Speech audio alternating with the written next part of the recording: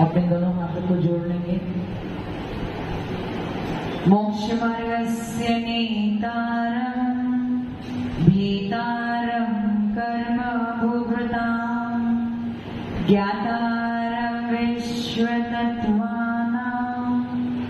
वन्दे तद्गुणे लब्धे वन्दे तद्गुणे लब्धे वन्दे तद्गुणे लब्धे। जो लोग पंच परमेश्वर भगवान की, देवादि देवादिनाथ भगवान की, अंतिम शास्त्रपति महावीर स्वामी भगवान की, परम पूज्य गुरुदेव श्री आदि सागर महामहिम विमल सागर सन्मति सागर जी महाराज की, परम पूज्य गुरुदेव श्री सुंदर सागर जी महाराज की, द्वादशाम जिनवाणी माता की।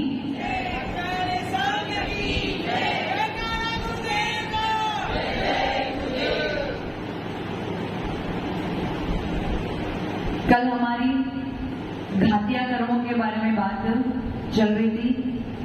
घातिया कर्म वे होते हैं जो हमारे कौन से गुणों का घात करते हैं? कौन से गुणों का घात करते हैं? अनुजीवी, जो जीव का अनुपालन करे, जो जीव के साथ हर समय रहे, उसे अनुजीवी गुण कहते हैं, जिनके बिना जीवों का अस्तित्व नहीं पाया जाता है। ऐसे अनुजीवी गुणों का घात करने वाले कौन होते हैं? घातिया गुण। उसकी दूसरी परिभाषा मैंने बताई थी, जो देवत्व गुण का घात करे। कौन से देवत्व गुण का? देवादि देव, जो देवादि देव ना बनने दे, वो है घातिया कर्म। अब घातिया कर्म 4 प्रकार के: ज्ञानावरणी, दर्शनावरणी, मोहनी और अंतराय। ज्ञानावरणी के नष्ट होने पर अनंत ज्ञान, दर्शनावरणी के नष्ट होने पर अनंत दर्शन, मोहिनी के नष्ट होने पे अनंत सुख और अंतराय के नष्ट होने पे अनंत वीर। हाँ, येलो टी शर्ट बेटा, तुम्हारा नाम क्या है?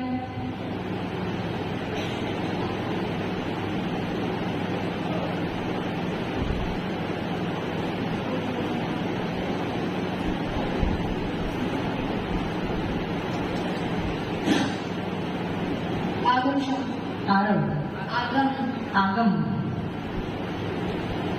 गरिमान। रोज क्लास अटेंड करते हो? 2-3 दिन से समझ में आ रहा है कुछ? किसकी चर्चा चल रही है? घातिया कर्म और व्यापार कर्म। घातिया कर्म कितने होते हैं? 4। कौन कौन से? ज्ञानावरणी, दर्शनावरणी, अंतराय और मोहनीय। और घातिया कर्म कौन से होते हैं? वो नहीं पता। ठीक है, घातिया कर्म के नष्ट होने पर किसकी उत्पत्ति होती है? अरिहंत। ठीक है, वो अरिहंत बन जाते हैं। लेकिन ज्ञानावरणी के नष्ट होने पर क्या उत्पन्न होता है? अनंत ज्ञान। और दर्शनावरणी के नष्ट होने पर अनंत दर्शन। और मोहिनी के नष्ट होने पे अनंत सुख। और अंतराय के नष्ट होने पे अनंत वीर्य। और ये घातिया, रुक जा, ताली बजाने का मौका मिलेगा। ये घातिया कर्म के नष्ट होने पे वो क्या बन जाएंगे? अरिहंत। और वो अरिहंत कौन सी श्रेणी में आते हैं? भगवान की श्रेणी में आते हैं।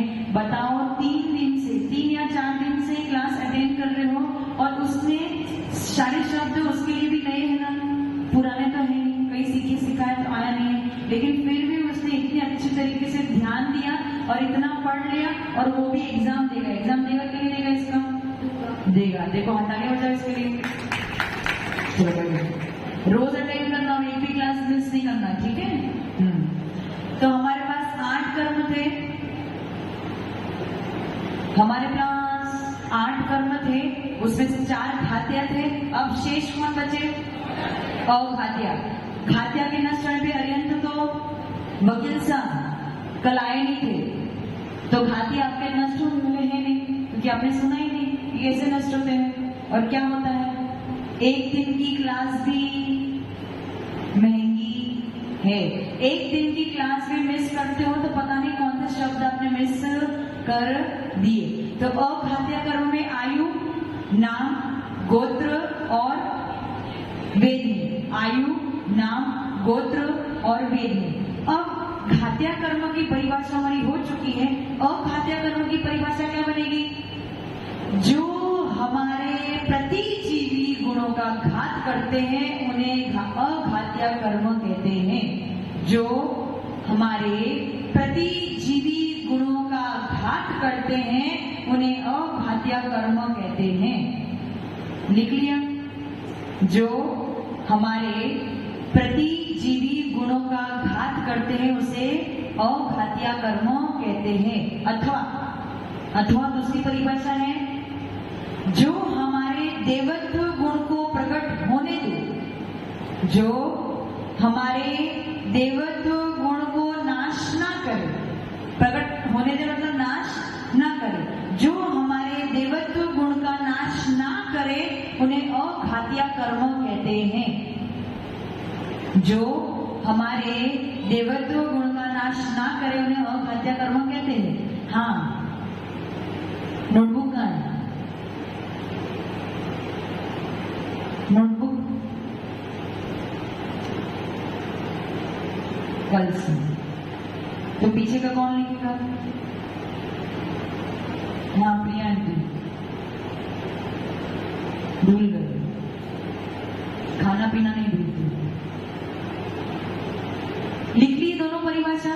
उसका मतलब क्या हुआ? इन्होंने क्या लिखा है? दूसरी परिभाषा क्या बनाई कि जो हमारे देवत्व गुण का नाश ना करे वो कौन है? अघात्या कर्म। ये परिभाषा क्यों बनाई? ये परिभाषा क्यों बनाई? कि जब तक हमारे पास घातिया था तब तक हमारे पास देवत्व गुण हम अरिहंत नहीं बन पाए थे। लेकिन जैसे ही घातिया को नाश किया तो हम क्या बन गए? अरिहंत। लेकिन क्या उसके पास अघात्या का अस्तित्व है कि नहीं है? अरिहंतों के पास 4 अघात्या कर्म अभी भी सत्ता में पड़े हुए हैं। मतलब वो हमारे देवत्व गुण का नाश, अघात्या कर्म उनके सत्ता में पड़े, अभी उनकी आयु शेष है। किनकी? अरिहंतों की। उनके पास नाम भी है, गोत्र कर्म भी है और वेदनी कर्म भी है। लेकिन उनके पास ऐसा नहीं है कि वो अरिहंत नहीं बने या हमारे भगवान नहीं, ऐसा नहीं। मतलब अघात्या कर्म आपके देवत्व गुण का नाश नहीं करता।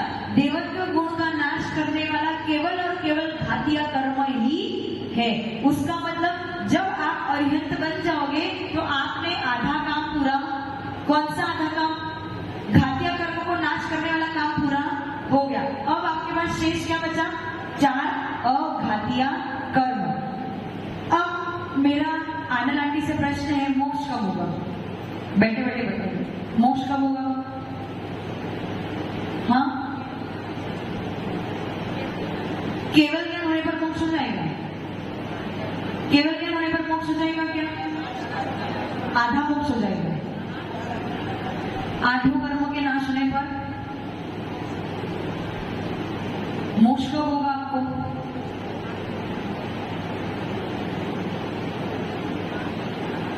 भैया मैं 8 कर्मों के नाश होने पर। 8 कर्मों के नाश होने पर मोक्ष होगा। काजल आंटी कुछ कह रही, माइक दे दो। ले लो जल्दी लो। क्या कह रहे? मोक्ष कब होगा आंटी?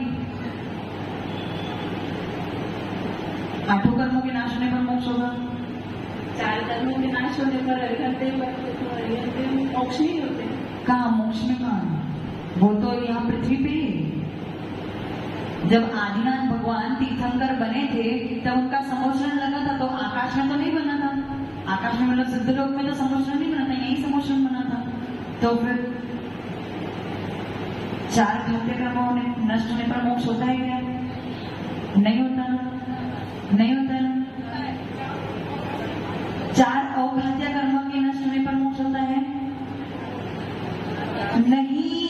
4 घात्य कर्म के नष्ट होने पर आपको भाव मोक्ष हो जाता है। अब शेष क्या बचा? केवल और केवल द्रव्य बचा है, पुद्गल बचा है, ये शरीर बचा है और आपके वो अघात्य कर्म रूपी पुद्गल बचे हैं। बाकी आपके सारे भाव कौन से? विकारी भाव सारे नष्ट हो गए। यानी आधा मोक्ष आपको कब हो गया?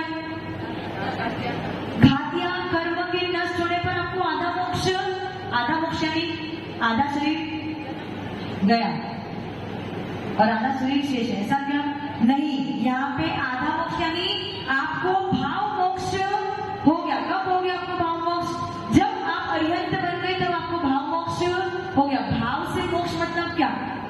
सारे विकारी भावों को आपने नष्ट कर दिया है। अब शेष क्या बचा है आपके पास? केवल ये पुद्गल शरीर और उसमें कुछ घातिया कर्म रूपी पुद्गल बचे हैं। बाकी सारा काम आपका हो चुका है, यानी आपका आधे से ज्यादा काम हो गया है। अब आपको कोई पूछे कि अरिहंत भगवान को मोक्ष की प्राप्ति हुई तो क्या बताना?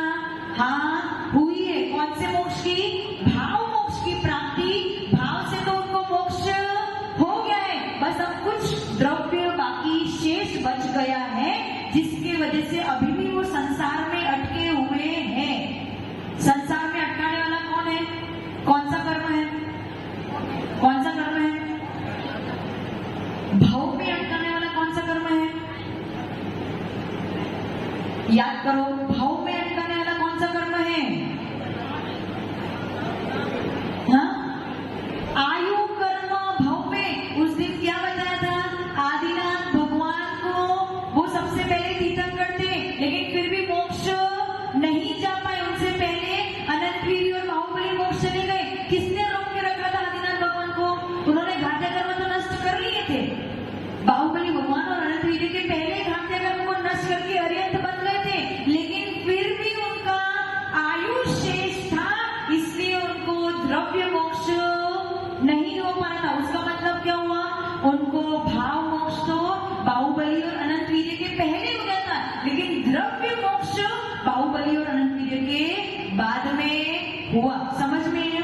तो वो द्रव्य मोक्ष को रोकने वाला मेन कर्म कौन है? आयु। आयु का काम क्या था?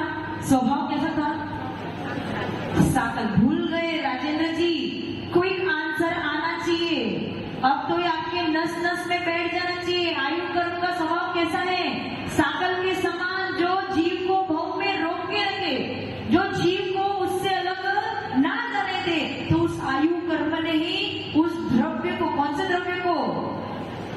शरीर को रोक के रखा है। जब तक मैं खत्म नहीं होऊंगा तब तक तू यहाँ से जा नहीं सकता है। समझ में आ रहे हैं? समझ में आ रहे हैं?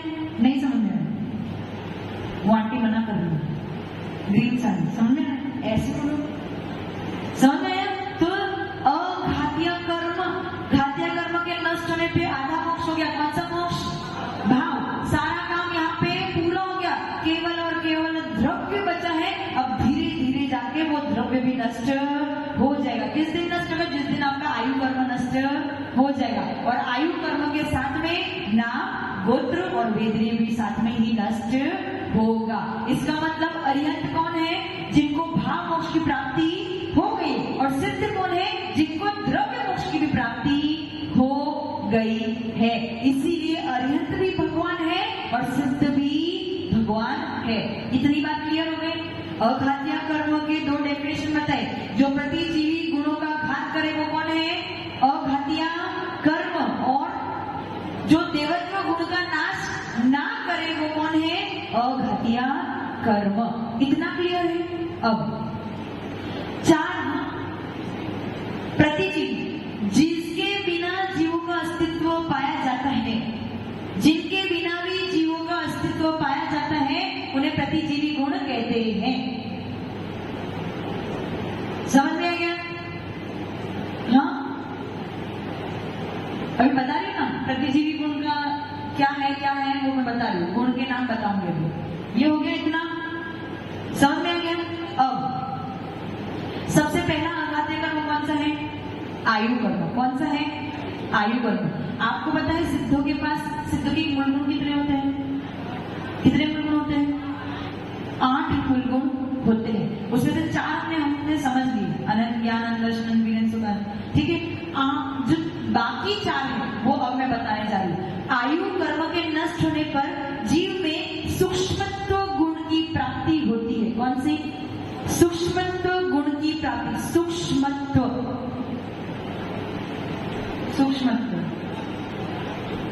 अवगाहन सूक्ष्म नाम से अवगाहनत्व। आयु कर्म के नष्ट होने पर अवगाहनत्व गुण की प्राप्ति होती है। अवगाहनत्व, अवगाहनत्व, अवगाहनत्व। लिख लिया? इतना लिख लिया? अवगाहनत्व लिख लिया ना? शब्द समझ में है? राजेंद्र जी कोई तकलीफ तो नहीं आ रही? आयु कर्म के नष्ट होने पर कौन से गुण की प्राप्ति हुई? अवगाहनत्व गुण की प्राप्ति हुई। अब इस अवगाहनत्व गुण का अर्थ क्या होता है? सिद्ध कहाँ जाके विराजमान होते हैं? आयु के नष्ट होने पर आप क्या बनोगे? सिद्ध बनोगे। सिद्ध कहाँ पे विराजमान है? सिद्धशिला कहाँ पे है? धनपाल जी सिद्धशिला कहाँ पे है? बैठे बैठे बताओ। सिद्धशिला कहाँ पे है? मध्यलोक में। आप भी मध्यलोक में, सिद्ध भी मध्यलोक में। मध्यलोक से ऊपर अधोलोक, अधोलोक से भी ऊपर जो अंतिम भाग है किसका? इस लोक का। आप कहाँ पे हो? लोक। लोक के 3 भाग है। अधोलोक, अधोलोक में कौन रहता है? नारी। मध्यलोक में हम सब, उर्ध्वलोक में देव, और देवों से भी ऊपर जो लोक का अग्रभाग है, लास्ट भाग, जिसके आगे जीव नहीं जा सकता, जिसके आगे जीवों का अस्तित्व नहीं पाया जा सकता है, उस अंतिम भाग में कौन रहते हैं? सिद्ध भगवान। अब सिद्ध कैसे रहते हैं? आपको पता है सिद्ध कैसे जाते हैं? जैसे यदि कोई यहां से, जैसे मैं बैठी हूं और मुझे बस सिद्ध गति की प्राप्ति होने वाली है, तो मैं जिस अवस्था में बैठी हूं उसी अवस्था में, पद्मासन में बैठे हैं ना, तो इसी पद्मासन अवस्था में आत्मा उसी आकार के साथ में शरीर से थोड़ी सी कम अवगाहना वाली आत्मा यहां से निकलेगी और स्ट्रेट ऊपर जाएगी। कहां ऊपर? सिद्धशिला। स्ट्रेट ऊपर, इसी अवगाहना के साथ में और इसी आकार के साथ में। कौन सा आसन है अभी? पद्मासन। तो पद्मासन के साथ में ही ऊपर जाएगी और कहां जाके विराजमान हो जाएगी? सिद्धशिला में। अब ये शरीर तो गया, मैं तो गई। अब इसी स्थान पे यदि कोई दूसरा जीव आके यहीं बैठ जाता है और इसी आकार के साथ में यहीं से उसे सिद्ध बनना है, तो क्या वो बन सकता है क्या? इसी स्थान से बनना चाहता है तो बन सकता है क्या? राजेंद्र जी कैसे बनेगा? ऊपर तो जगह भर गई। क्या बोला मैंने? मैं यहाँ पे बैठी हूँ, बैठी मतलब कोई अरिहंत परमेश्वरी यहाँ पे बैठे हैं, पद्मासन अवस्था में बैठे हैं, बस अब उनको मोक्ष होने वाला है, तो उनकी आत्मा किस आकार के साथ में निकलेगी? इसी आकार में, इसी अवगाहन के साथ में थोड़ी सी छोटी, शरीर की आकार से थोड़ी सी छोटी आत्मा यहाँ से निकलेगी। कहाँ जाएगी? टेढ़ी मेढ़ी, बिल्कुल सीधी। कैसे जाएगी? बिल्कुल सीधी, स्ट्रेट। कहाँ जाके विराजमान हो जाएगी? सिद्धशिला पे विराजमान हो जाएगी। लोक के अंतिम भाग में जाके विराजमान हो जाएगी। अब किसी अन्य जीव को इसी स्थान से मोक्ष जाना है, लवी जी जा सकते हैं क्या? कैसे? ऊपर तो जगह भर गई। पंकज जी ऊपर जगह भर गई, माइक दे देना भैया।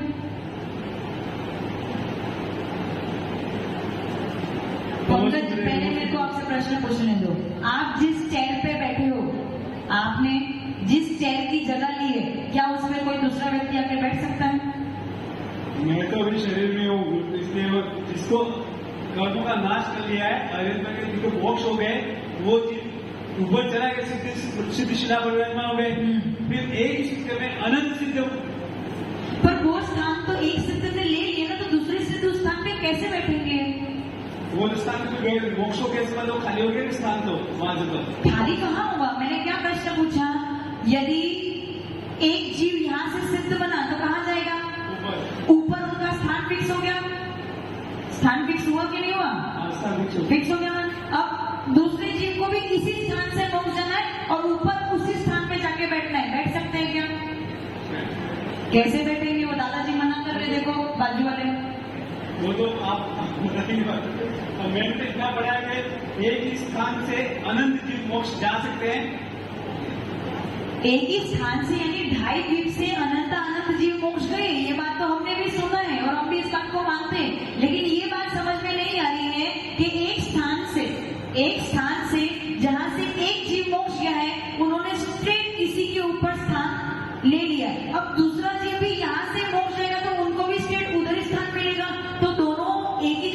कैसे समा जाएंगे? हो ही नहीं सकता। आप जिस स्थान पे बैठे हो अमित जी, उस स्थान पे कोई और आके अभी बैठ सकता है क्या? जब तक आप हटोगे नहीं तो उन सिद्ध को वहां से हटाओ तो दूसरे से जाके बैठेंगे। राजेंद्र जी क्या करेंगे? कोई सेटिंग तो बनानी पड़ेगी। क्या सेटिंग बनाएंगे? क्या करेंगे? बस ये अवगाहना जो गुण है वही क्या करता है? ये अवगाहनत्व गुण का अर्थ ही होता है कि एक सिद्ध में अनंत सिद्ध जीव समा जाते हैं। वहां पे लड़ाई झगड़ा नहीं है। स्थान का लड़ाई झगड़ा, मेरी प्रॉपर्टी मेरी, तेरी प्रॉपर्टी तेरी, ऐसे कोई झगड़ा नहीं है। जो स्थान मेरा है वो तू नहीं ले सकता और जो स्थान तेरा है वो मैं नहीं ले सकता। ऐसा झगड़ा बिल्कुल भी, ये झगड़ा तो संसारी जीवों का है, आप लोगों का है कि मेरा। क्या होता है ट्रेन में, अगर किसी ने जगह ले ली और दूसरा व्यक्ति आ जाता है, बोलते हैं थोड़ा स्थान दे दो, तो क्या करोगे? और फैल के बैठ जाओगे कि स्थान तो ये मेरी सीट है, इसमें मेरा रिजर्वेशन है। और वहां पे ऐसा रिजर्वेशन वाला काम नहीं होता। एक सिद्ध जिस स्थान पे बैठे हैं उसी पे अनंत सिद्ध भी जाके बैठेंगे तो भी कोई झगड़ा। धनपाल जी, झगड़ा कौन करता है? ये अज्ञानी लोग करते हैं, जिनको लगता है ये स्थान मेरा है वो स्थान तेरा है। लेकिन ये सारा स्थान किसका है? आकाश का है। आकाश ने आपको स्थान दिया है रहने के लिए। उस स्थान पे अपना अधिकार मत जमाओ क्योंकि आपका अधिकार है ही नहीं। आप उसके स्वामी। अमित जी, आपका घर कहाँ है? वहां आपका है। किसने दिया? पापा ने। पापा को किसने दिया? उनके पापा ने। उनके पापा को किसने दिया? उनके पापा ने। कुछ गलतफहमी तो नहीं हुई? कोई पापा ने, कोई दादा ने, कोई परदादा ने आपको स्थान नहीं दिया है। ये सारा का स्थान किसका है? आकाश द्रव्य का। आपको कुछ समय के लिए स्थान दिया गया है, उसका उपयोग करो, उसके कर्जदार हो, उसके स्वामी। समझ में आ रहा है? समझ में आ रहा है क्या कहना चाह रहे शांति? स्थान आपका, वो महल आपका नहीं है, दिनेश जी का भी नहीं है, किसी का नहीं है। ये सारा का सारा स्थान आकाश द्रव्य का है। और इस बात को अरिहंत एवं सिद्ध बहुत अच्छी तरीके से जानते हैं। इसलिए एक ही सिद्ध जीव के शरीर में अनंत सिद्ध जीव समा जाते हैं। वहां पे कोई भी स्थान का लफड़ा या झगड़ा नहीं है। इसका मतलब क्या हुआ? जिस एक स्थान से एक सिद्ध बने हैं उसी स्थान से अनंत सिद्ध बन सकते हैं। कौन से गुण की वजह से? अवगाहनत्व गुण के वजह से। और इस गुण की प्राप्ति कब होगी? कब होगी? आयु कर्म के नष्ट होने पर इस गुण की प्राप्ति होगी। सुनील जी, झगड़ा नहीं करना क्योंकि स्थान का स्वामी हम। कौन है? स्थान का स्वामी कौन है? स्थान का स्वामी कौन है? आकाश द्रव्य। आकाश ऊपर कहाँ है सुनील जी? आकाश का है कहाँ? ऊपर। यहाँ पे क्या है? क्या है? पृथ्वी। आकाश नहीं। ये सब आकाश ही है। ये पृथ्वी भी आकाश। पृथ्वी को भी आकाश से ही स्थान मिला है। जो नीचे अधोलोक में नारकी रहते हैं उनको भी आकाश ने स्थान दिया है। जो स्वर्गों में देव रह रहे हैं उनको भी आकाश ने स्थान दिया है। और जो सिद्ध शिला में सिद्ध विराजमान है उनको भी आकाश ने ही स्थान दिया है। क्योंकि सबके अपने अपने गुण डिवाइड कर दिए हैं। भैया तुम्हारा काम स्थान देने का नहीं, जीव का काम तो केवल ज्ञान और दर्शन ही है। भूतगल का काम स्पर्श रस गंध वर्ण ही है। आकाश का काम स्थान देने का ही है। इसलिए तुम ये मत सोचो, जो गर्व करते ना, घमंड करते कि स्थान, इसको स्थान किसने दिया? मैंने दिया। तुमने नहीं दिया। तुमको भी उधार पे स्थान मिला है और वो भी इसी भाव के लिए मिला है। अगले भाव में कोई और स्थान मिलेगा। अमित जी, क्या घर किसका है?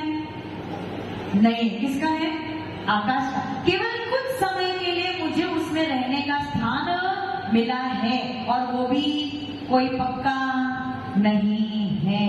कर्म कब बदल जाए और घर कब नष्ट हो जाए इसका कोई भरोसा नहीं है। पंकज जी, एक सिद्ध में अनंत सिद्ध विराजमान हो जाते हैं। कौन से गुण की वजह से?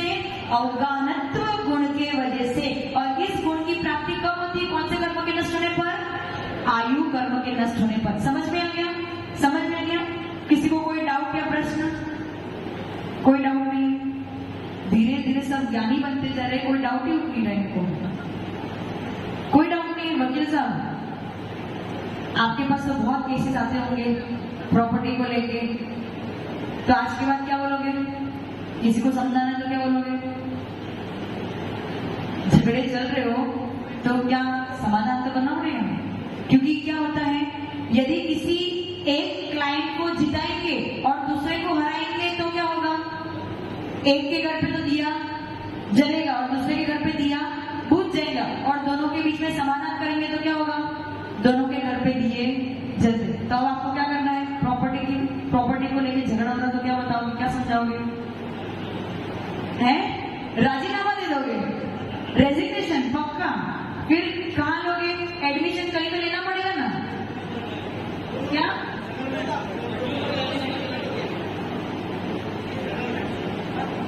आधा सेटलमेंट कराओगे, ऐसा? उससे अच्छा ये बोलते कि जहां मुझे ऐसा काम करना पड़े, जहां मुझे पक्षपात करना पड़े, ऐसे स्थान पे मुझे रहना ही नहीं। वह रेजिग्नेशन देते थे, वहां यहाँ एडमिशन ले लेते तो काम ही पूरा होता। समझ में आ रहा है? तो अवगाहनत्व गुण कब प्राप्त होगा? आयु कर्म के नष्ट होने पर अवगाहनत्व गुण की प्राप्ति होगी, और ये पहला प्रतिजीवी गुण है। दूसरा कर्म कौन सा है आयु के बाद? नाम। कौन सा है? नाम। नाम कर्म के नष्ट होने पर सूक्ष्मत्व गुण की प्राप्ति होती है। सु, आदक्ष, पूरा म, त और व। तो सु, श, आदक्ष, पूरा म, आधा त और पूरा व। लिख लिया? कौन से कर्म के नष्ट होने पर? नाम कर्म के नष्ट होने पर सूक्ष्मत्व गुण की प्राप्ति होती है। अब ये सूक्ष्मत्व गुण का अर्थ क्या होता है? सूक्ष्म, यहाँ पे आपको सूक्ष्म जीव दिख रहे हैं क्या? तो वो भी जीव सूक्ष्म है, संसारी है ना, कर्म सही थे, और सिद्ध भी सूक्ष्म है, तो दोनों में फर्क क्या है? यहाँ पे आपको सूक्ष्म जीव दिख रहे हैं? नहीं दिख रहे हैं। और सिद्ध भी सूक्ष्म है, तो दोनों में फर्क क्या है? कोई ना कोई फर्क तो होना चाहिए। ये जीव संसारी है, सिद्ध है, ये तो संसारी है, और सिद्ध क्या है? मुक्त हो चुके, तो दोनों में कोई ना कोई फर्क तो होना चाहिए। यहाँ के जो सूक्ष्म जीव हैं वो कर्म सहित है, वो आपके ज्ञान में नहीं झलक रहे। आपको दिख रहे हैं क्या? नहीं दिख रहे। अवधि ज्ञानी को दिखेंगे क्या? अवधि ज्ञानी को दिखेंगे? अवधि ज्ञानी को दिख सकते हैं? अवधि ज्ञानी मुनिराज को दिख सकते हैं, आपको नहीं दिखते क्योंकि आप मति ज्ञानी शुद्ध ज्ञानी हो, लेकिन अवधि ज्ञानी मुनिराज को दिख सकते हैं। कि अवधि ज्ञानी मुनिराज कौन होते हैं? जिनको अवधि ज्ञान से क्या होता है? अवधि ज्ञान से आत्मा का बोध नहीं होता है, लेकिन पुद्गल का बोध होता है। अवधि ज्ञान से क्या होता है? आत्मा का बोध नहीं होता है, पुद्गल का बोध होता है। अब यहाँ पे जो संसारी जीव है, जो सूक्ष्म है, उनके पास शरीर है कि नहीं है? शरीर है कि नहीं है? यहाँ पे अब मेरे बात को अच्छी से सुनना, क्योंकि थोड़ा सा टेढ़ा मेढ़ा है ये। यहाँ पे जो सूक्ष्म जीव है उनके पास शरीर है कि नहीं है? क्यों है? क्योंकि वो संसारी है। शरीर किसके पास नहीं होता? जो मुक्त है उसके पास शरीर, संसारी जीवों के पास शरीर। और शरीर क्या होता है? पुद्गल होता है कि नहीं होता है? पुद्गल। जितने भी अवधि ज्ञानी मुनिराज है उनको पुद्गल दिखता है, आत्मा। अच्छा, यहाँ से कोई आत्मा पास हो रही होगी, आपको दिखेगी क्या? लेकिन शरीर पास हो रहा होगा तो हम शरीर के माध्यम से जानते हैं कि कोई जीव यहाँ पे खड़ा है। आरव, आरव ही तो नाम है, आगम। हम किसके द्वारा जानते हैं? कोई शरीर लेके यहाँ पे आएगा तो हमें दिख जाएगा, लेकिन यदि आत्मा यहाँ से गमन कर रही होगी तो दिखेगी क्या? नहीं दिखेगी। तो जो अवधि ज्ञानी मुनिराज होते हैं उनको वो शरीर के माध्यम से यहाँ पे वातावरण में जो सूक्ष्म जीव घूम रहे हैं वो दिख जाते हैं। लेकिन सिद्धों के पास शरीर है क्या? सिद्धों के पास शरीर है, उनके पास शरीर नहीं है। तो अब वो किसके ज्ञान में जन्मेंगे? उनका ज्ञान किसको होगा? कैसे पता चलेगा कि वो सिद्ध शिला में विराजमान है? अवधि ज्ञानी तो उनको देख नहीं सकते। अवधि ज्ञानी देख सकते हैं क्या? कि अवधि ज्ञानी पुद्गल को देख सकते हैं, आत्मा को। हमने पहला नियम क्या बनाया कि अवधि ज्ञानी किसको देखेंगे? पुद्गल को या आत्मा को? पुद्गल को। तो संसारी जीवों को तो अवधि ज्ञानी देख सकते हैं, लेकिन जो मुक्त हो गए, जिनके पास शरीर नहीं है, पुद्गल नहीं है, उनको कौन देखेगा? कौन देखेगा? केवल ज्ञान देखेगा। उनको कौन देखेगा? केवल ज्ञान। उसका मतलब यहाँ पे जो सूक्ष्म जीव है, उनसे भी अधिक सूक्ष्म कौन है? सिद्ध भगवान। उनके पास शरीर नहीं है, उनके पास कर्म नहीं है, वो केवल प्योर आत्मा है। क्या है? कलाक्षी बताते ना, प्योर आत्मा, प्योर गोल्ड है। उनके पास कोई भी प्रकार का पुद्गल नहीं है। तो हमारे पास 5 प्रकार का ज्ञान है: मति ज्ञान, श्रुत ज्ञान, अवधि ज्ञान, मनपरि ज्ञान और केवल ज्ञान। इसमें से जो 4 ज्ञान है ना, मति, श्रुत, अवधि, मनपरि, ये जब तक आपको मोक्ष नहीं होगा तब तक ये ज्ञान आपके पास रहते हैं। और इनका विषय है पुद्गल। पुद्गल होगा तो आप उसे जान पाओगे। लेकिन केवल ज्ञान का विषय क्या है? पुद्गल भी है और प्योर आत्मा भी है। उसका मतलब कि पुद्गल से भी ज्यादा सूक्ष्म क्या है? प्योर आत्मा। और ये गुण कब प्रकट होगा? जब आपके पास से सारा पुद्गल अलग हो जाएगा। तो सिद्ध भगवान को कौन देख सकता है? आप देख सकते हो? आप देख सकते हो सुनील जी, सिद्ध भगवान आपको दिख रहे हैं? जो अवधि ज्ञानी है उनको दिखेंगे क्या? दिखेंगे? सुनील भैया हाँ करें, सोच के बताओ। काजल आंटी को पूछ लो, काजल आंटी मना कह रही है। दिखेंगे क्या उनको? उनको भी नहीं दिखेंगे, क्योंकि मैंने क्या बताया? अवधि ज्ञानी भी केवल पुद्गल को ही देख सकते हैं, आत्मा को। जिस आत्मा के सामने पुद्गल है उनको तो वो देख सकते हैं, लेकिन जो प्योर आत्मा है, जिसके पास बिल्कुल भी पुद्गल नहीं है, उसे अवधि ज्ञानी भी नहीं देख सकते, मनपरि ज्ञानी भी नहीं देख सकते। कौन देख सकता है? तो सिद्ध शिला किसने देखी? सिद्ध शिला में जो सिद्ध भगवान विराजमान है वो किसने देखी? केवल ज्ञानी ने देखी। इसीलिए ये बहुत ही सूक्ष्म टॉपिक है। अपन कहते हैं ना, जैसे टेलीस्कोप से या वो अपन साइंस में बायोस्कोप यूज करके वो वायरस, बैक्टीरिया वगैरह देखते हैं ना। आज डॉक्टर साहब आए तो है नहीं, माइक्रोस्कोप। हाँ, माइक्रोस्कोप को यूज करके हम क्या देखते हैं? सूक्ष्म जीव दिखते हैं, लेकिन वो माइक्रोस्कोप से उस पुद्गल को वो क्या करता है? जूम करके देखता है। लेकिन जिसके पास पुद्गल है उसे ही जूम कर सकता है। जिसके पास पुद्गल नहीं है उसे तो न मति ज्ञानी देख सकता, न श्रुत ज्ञानी देख सकता, न अवधि ज्ञानी देख सकता, न मनपरि ज्ञानी देख सकता। कौन देख सकता है? तो उसका मतलब क्या हुआ? सिद्ध सबसे ज्यादा सूक्ष्म है। यहाँ पे जो जीव बैठे हैं, जो घूम रहे हैं, जो आपको नहीं दिख रहे हैं, वो भी सूक्ष्म है, लेकिन उनसे भी अधिक सूक्ष्म कौन है? उन्हें आप पकड़, उन्हें आप अनुभव भी नहीं कर सकते हो। समझ में? तो कौन से कर्म के नष्ट होने पर? नाम कर्म के नष्ट होने पर सूक्ष्मत्व गुण की प्राप्ति होती है। किसी को प्रश्न, कोई प्रश्न पूछना चाहता है या फिर आपको समझ में नहीं है? एक और वर्ड समझाऊं क्या? एक और वर्ड समझाऊं? हाँ, योगिता आंटी तो कंफ्यूज, समझ में आएगा? पक्का? कुछ पूछ रहे नहीं आया समझ में? देखो, माइक माइक माइक।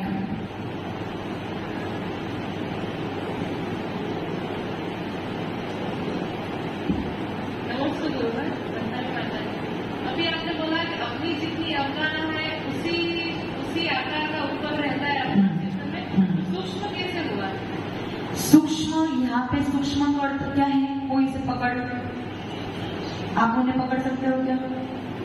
यहाँ के जीवों को भी पकड़ आप नहीं सकते, लेकिन आपके ज्ञान में वो झलकते हैं। लेकिन अवधि ज्ञान के ज्ञान में वो, मतलब अवधि ज्ञानी मुनिराज उनको देख सकते, मनपरि ज्ञानी उनको देख सकते। आप नहीं देख सकते, आपकी ज्ञान की कमी, लेकिन अवधि ज्ञानी देख सकते हैं, मनपरि ज्ञानी देख सकते हैं। लेकिन सिद्ध जिनके पास कोई भी प्रकार का पुद्गल नहीं है,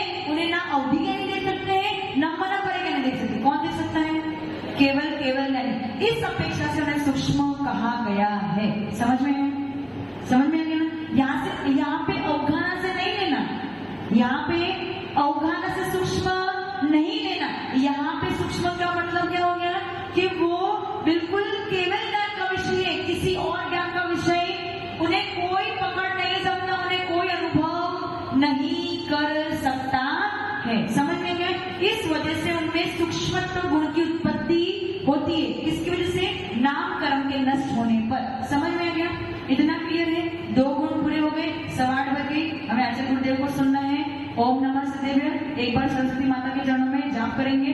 ओम ह्रीं वाग्वादिनी द्वादशामिनी हंसिगामिनी वीणावादिनी शुक्लात्मिका सारी बताए सरस्वतीभ्यो सरस्वतीभ्यो सरस्वतीभ्यो।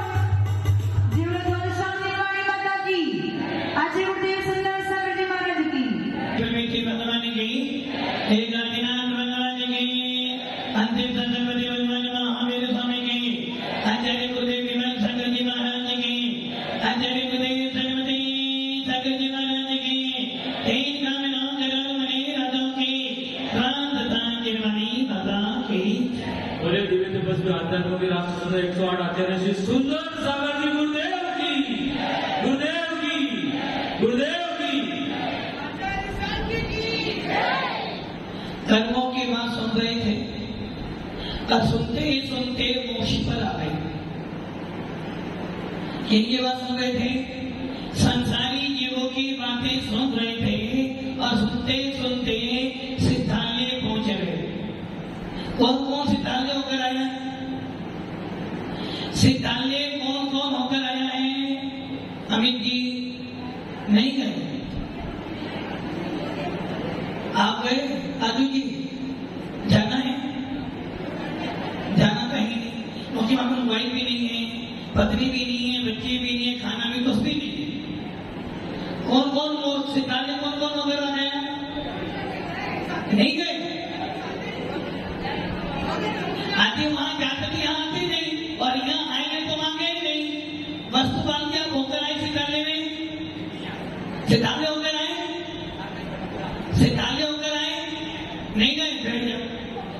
आपने सारी पढ़ाई सही है, स्वामी बताइए। हम सब सिद्धालय एक बार नहीं अनंत बार होकर आए हैं। किंतु जब सिद्धालय गए थे तो कर्मों से सहित में गए थे। निगोदिया जीव एक इंद्रिय जीव बनकर सिद्धालय में पैदा हुए थे। सिद्धों के पास में रहकर आए, सिद्धों से मिलकर तो आए, किंतु सिद्ध जैसा आनंद लेकर नहीं आए। जैसे गए वैसे वापिस आ गए।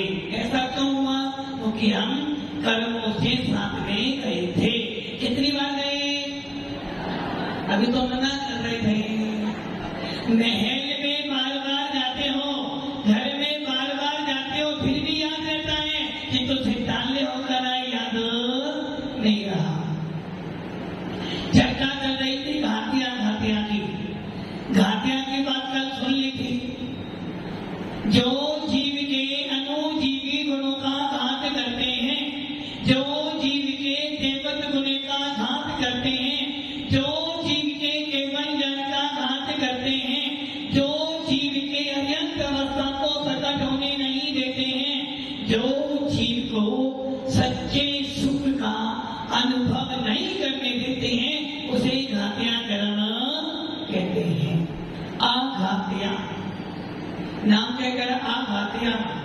मैंने नहीं है, घातिया मैंने जो घातिया नहीं है। जो घातिया नहीं है वो कौन हो गए? अघातिया हो गए।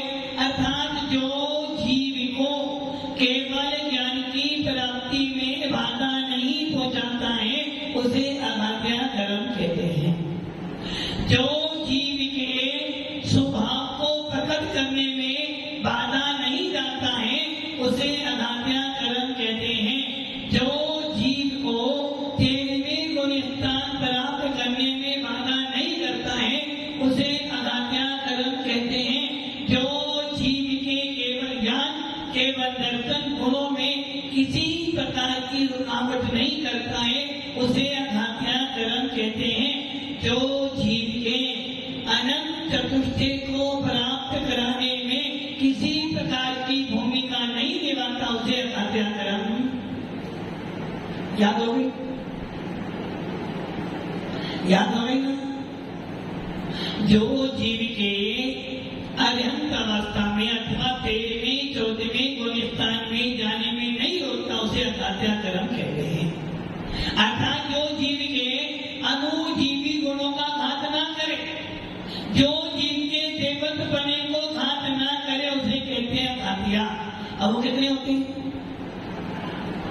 आयु, नाम, गोत्र और वेदनी। घात्या कर्मों के विनाशों में क्या मिला? क्या मिला? उसा ही क्या मिला?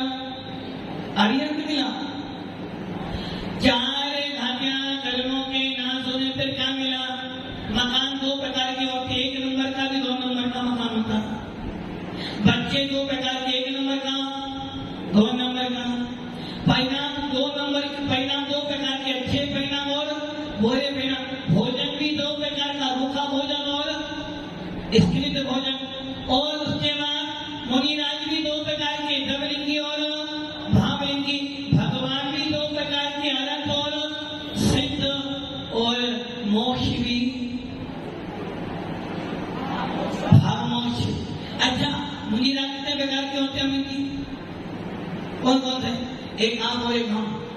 और मुनिराज 2 प्रकार के कौन से? द्रवलिंगी और श्रावक। कितने प्रकार के? 3। प्रेरणा की 3 बोल। मैंने 2 ही पढ़े, मैंने 2 ही पढ़े, एक लायक और एक नालायक। मुनिराज कितने प्रकार के? भावलिंगी, द्रवलिंगी। बच्चे कितने होते हैं? 2 भी होते हैं, 1 नंबर 2 नंबर। पत्नी कितनी होती है? 1 नंबर की, वो 2 नंबर। एक तरफ है मम्मी और एक तरफ मम्मी जी, 2 है ना? मम्मी और मम्मी जी। पापा 2, पापा 2, सुनील पापा 2। एक पापा और पापा जी, पापा 2 हुए ना? पापा और पापा जी। मम्मी, मम्मी और मम्मी जी। वैसे ही मोक्ष भी 2 प्रकार का, भाव मोक्ष और धर्म मोक्ष। मुनिराज 2 प्रकार के, द्रवलिंगी, भावलिंगी। वैसे ही श्रावक भी 2 प्रकार का, लायक और नालायक। वकील भी 2 प्रकार के। हाँ, वकील साहब 2 प्रकार के बच्चे कौन? एक तो प्राइवेट और एक गवर्नमेंट, है ना? मकान भी, सर्विस भी 2 प्रकार की, प्राइवेट और गवर्नमेंट। वैसे ही मोक्ष भी 2 प्रकार का, धर्म मोक्ष और भाव मोक्ष। तो भाव मोक्ष किसे कहते हैं?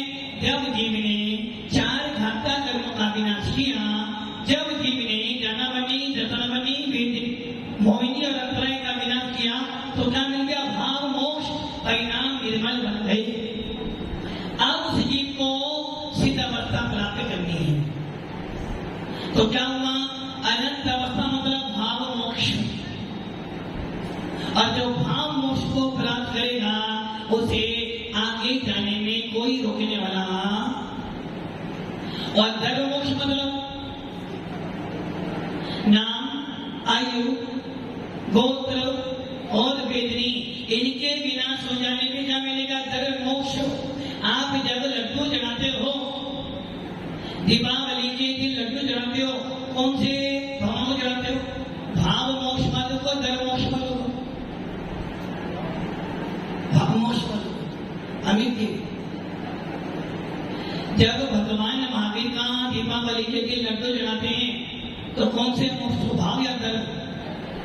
भाव, भाव मोक्ष। अरे हाँ उषा जी, भगवान महावीर को भाव मोक्ष कब हुआ?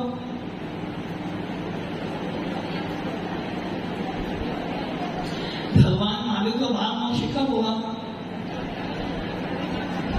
सोच लो। ऐसा श्रावण बदी एकम के दिन क्या हुआ था? भगवान की वाणी खिली थी, और उसमें से आप 66 दिन कम कर दो। कितने दिन कम करनी? 66 दिन कम कर लो।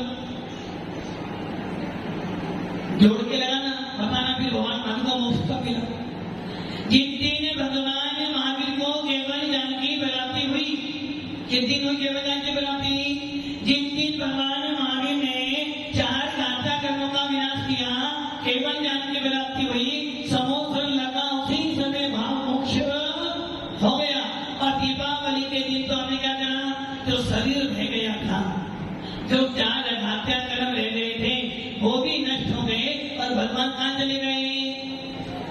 ओ मेरे आत्मपति जा सिद्धो काहे देश चलो पद वहां चले। कहाँ जाना है? 3 लोक के ऊपर, लोकाकाश के ऊपर सिद्धालय में जाना है। कैसे बनकर जाना है? भाव मोक्ष सहित आघात्या कर्मों को विनाश करके काम पहुंच गए वो सिद्धालय में। इसे कहते हैं धर्म मोक्ष। पति जीवी गुण, जिन गुणों के अभाव में भी मेरा अस्तित्व पाया जाए। मेरा अस्तित्व किससे है? ज्ञान, दर्शन, सुख और वीर्य। इन्हें कहते हैं अनुजीवी गुण। जो जीव के अनुजीवी गुणों का घात ना करे उन्हें कहते हैं अघात्या कर्म। और ये अघात्या कर्म कौन से होते हैं? अघात्या कर्म नाम आयु, भोग, वेदनी। आयु कर्म के विनाश होने में क्या मिल गया? अवधानत्व। एक सिद्ध में अनंत सिद्ध रह सकती है। जैसे प्रैक्टिकल करना, 1 गिलास पानी लेना, राजू जी 1 गिलास पानी लेना और उसमें 4 चम्मच क्या काजू मिलाना। काजू मिल जाएगा? नहीं मिल जाएगा। मिलाना मिलाना पीसा हुआ काजू, साबुत नहीं। और उसी काजू में 4 चम्मच बूरा मिला दी, 3 नींबू डाल दिए, उसके अंदर आपने नमक भी डाल दिया, जीरा भी डाल दिया, सबके सब। हाँ उसे क्या बनेगा? क्या बनेगा? और आपने उसे फ्रिज में रख दिया, 1 घंटे बाद पिया तो आनंद किसका आएगा? नमक का आएगा, मीठे का आएगा या पानी का आएगा? सबका आएगा। नहीं, आपको एक ही बताना किसका आनंद आएगा? नहीं बता सकते। तो जैसे पानी में सब चीज मिल जाएगी किस कारण से?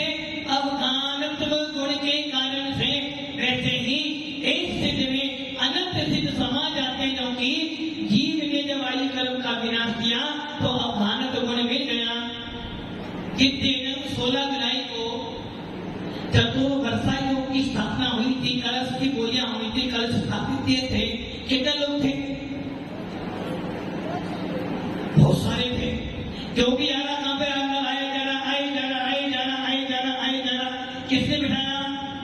राजू ने बिठाया। किसने बिठाया? महाराज जी ने बिठाया। महाराज का तीसरा सब बैठ गया है ना?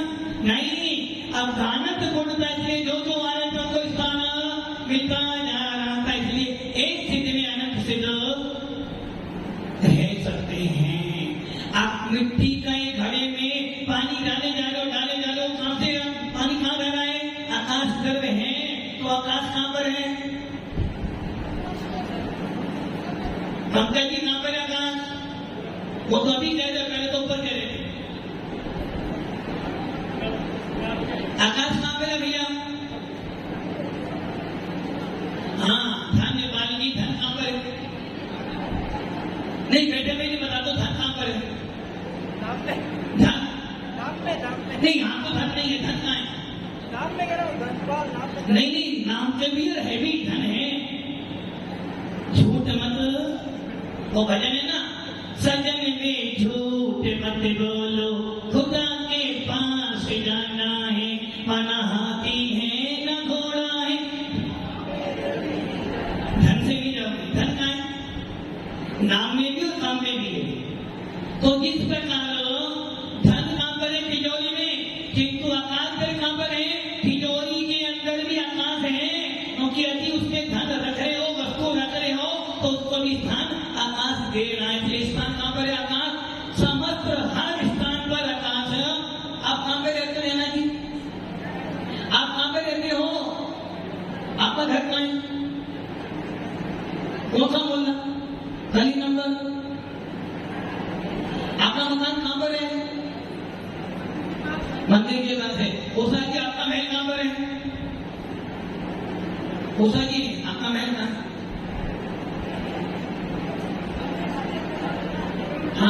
लेकिन बच्चे सुनेंगे आपका मकान कहाँ है? आकाश में तो नहीं हो सकता। अच्छा आप कहां पर हो? आप कहां पर हो? आपके आकाश में और सुनील की आकाश के बाहर है। अरे भैया सबके मकान सब लोग आकाश में ही रहते हो, कहां चलते हो? आकाश में चलता है, आकाश में बस इतना है। एक ऊपर चलता है और हम नीचे में कि चल ना रहे आकाश में, क्योंकि हर स्थान पर आकाश है। इसलिए एक सिद्ध में अनंत सिद्ध रह जाते हैं। इसलिए आज आपने पढ़े घात्या कर्म और अघात्या कर्म। यदि भगवान बनना है, सिद्ध बनना है तो घात्या घातों का विनाश कर देना, अर्यंत बनना है तो घात्या कर्मों का विनाश कर देना, और यदि सातवाड़ा में रहना है तो उसकी नाश नहीं। अब तुम्हारे ऊपर निर्भर है आपको क्या करना है। भगवत गीता में है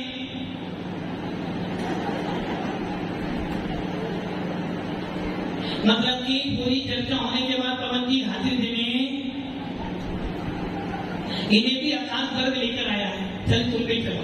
इसलिए आपने आज पढ़ ली है 8 कर्मों को 2 भागों में बांटे, घात्या कर्म और अघात्या कर्मों में। घात्या के विनाश से अनंत अवस्था, अघात्या के विनाश से सिद्ध अवस्था, और जो दोनों को नष्ट कर देते हैं वो बन जाते हैं पूर्ण सिद्ध भगवान, संसार से रहित। हम सबको भी यही अवस्था प्राप्त करनी है। वो साथ करो और अपने परिणामों को जगाओ। नमस्ते।